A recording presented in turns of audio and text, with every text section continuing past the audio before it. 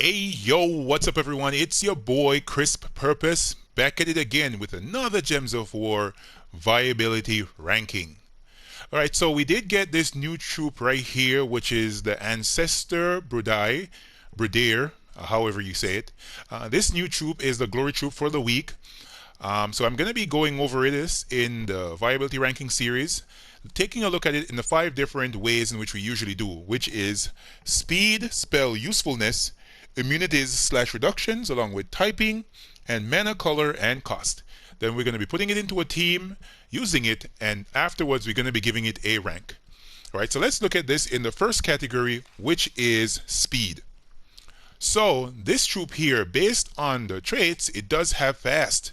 So it does start battles with 50% mana. Now that right there is a big plus in regards to this troop, because based on its typing, which is a war gear undead, there is actually no current way in the game to start war gears, all war gears, with a 50% mana, either from a 50% start troop for a typing or from the class. There's no 50% start for war gears in the game right now. But this troop having a 50% start is a major plus, and one of the reasons because it is a generated troop. So it generates mana for the rest of the team, which is a big thing, that it starts battles with 50% mana. So that's one big plus right there. The speed is there when it comes out of this particular troop. Now let's move on to spell usefulness. So for the spell for this troop, it does have Spirit Pack. Create 8 blue gems and 8 green gems. Then summon 1 to 3 random Magrim Woods troops. Now when it comes down to generating, this is pretty good. There's actually a few teams that you can actually put together with this troop right here based on this spell. There's a troop in Sword's Edge as well that has a similar spell setup. I think it does a few different colors. I think it's blue and brown, if I'm not mistaken.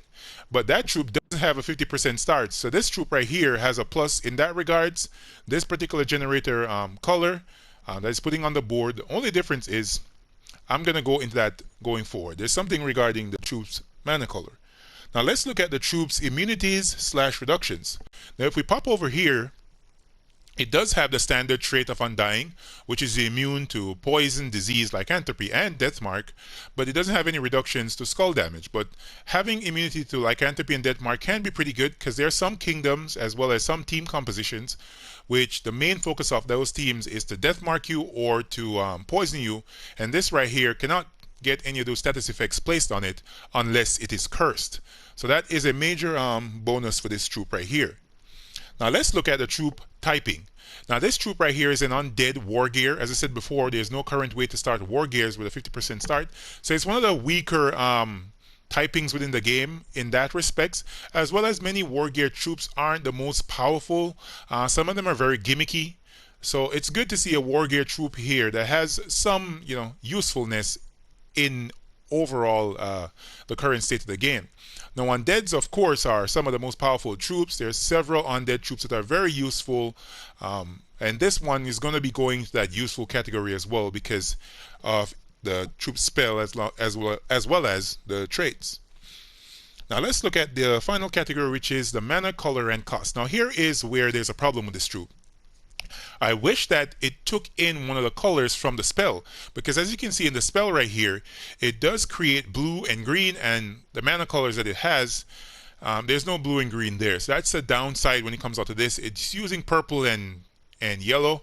It's easy to get those mana colors off the board regularly, but overall it doesn't generate mana back into itself, which can be somewhat problematic, when seeking to synergize this with many other troops in the game. But yeah, the mana cost is pretty low. Seeing the fact that it does have fast, a 14 mana cost makes it pretty easy to get spell ready at the start of the battle. It's just that going forward, it's going to be pretty hard getting mana back to this troop right here. Alright, so I do have this team right here that I have been using before. Everybody's seen this team with Pycea along with Phenoxia, and I have the Doom Rod, of course, right there. I placed the Ancestor Brodir right there in the second slot, and for this team I'm using Barbarian. Barbarian is actually the only class which has Lightning Strike along with Root Trap and, of course, Nature's Aura, which is a leaf storm, a green storm at the start of the battle, which is very good because the weapon as well, Doomed Rod, has leaf and it puts blue gems on the board, the same as the Ancestor, Brodir, and of course the same as Venoxia. So it's a very nice team.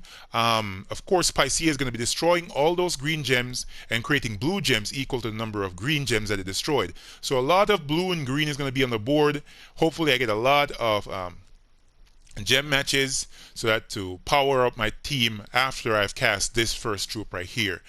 And of course, let me see what I'm using. I'm using only Nisha metals here, so I back out so I can show you guys to make sure that my Venoxia is as strong as possible. I'm getting a loading screen here. Alright, so let's pop right in. I was using it before just to test it out. I'm just going to show off a battle with Mythic boss fight right here. Let's hop right in and see how this fight actually goes. As well as, I wish this troop actually created as one more gem than it's actually doing. But yeah, you got to take it for what it's doing. So alright, let's match this here. We have a nice cascading green gems on the board. And there the troop is spell ready, I should say.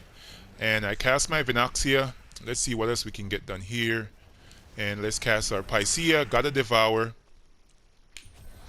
And let's see if we can cast this troop. Didn't get any Devouring. Let's cast our Venoxia. Got my Pycea ready. Munched on that Great King. And let's check here. Pycea again. Destroying a lot of gems, and my Venoxia should clean up. And yeah, that's how that troop actually works. I think its low gem creation could be a problem going forward, as well as the difference in the mana color. Let's see what's inside the chest. Nothing good. But yeah, that is the troop right there. So when we look at this troop's speed, when we look at this troop's spell usefulness, along with immunities and reductions, and the troop type, and the mana color and cost, we're going to be giving this troop right here a viability ranking of B. This troop could have been actually a lot higher in the rankings, but if that mana color was different and it created a singular, an additional blue and green gem, this troop would have been really, really high.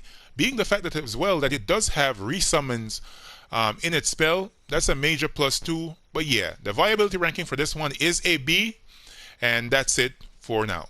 Alright guys, if you do like this video and you like the Viability Ranking series, please hit that subscribe button as well as hit that like button and comment and tell me what your views are regarding this particular troop here.